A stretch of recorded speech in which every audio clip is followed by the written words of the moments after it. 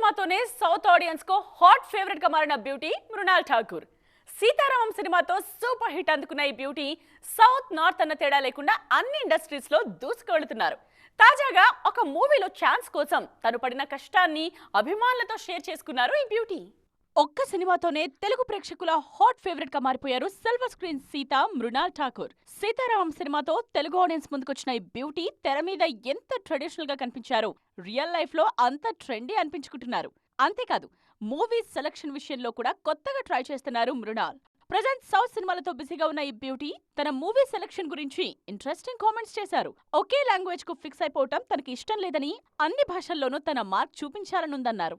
అందుకే హిందీతో పాటు తెలుగు, తమిళ భాషల్లో సినిమాలు చేస్తున్నారు మృణాల్ ఠాకూర్. వరుస హిట్స్ తరువాత కూడా కెరియర్ నెమ్మదిగా సాగుతూ ఉండడంపై కూడా క్లారిటీ ఇచ్చారు. ఒకేసారి 2-3 సినిమాలు చేయటం తనకి ఇష్టం ఉండదని, అందుకే ఒక సినిమా తరువాత మరో సినిమా చేస్తున్నారని క్లారిటీ ఇచ్చారు. అలా అయితేనే చేసే క్యారెక్టర్ కు 100% ఇవ్వగలమనన్నారు మృణాల్ ఠాకూర్.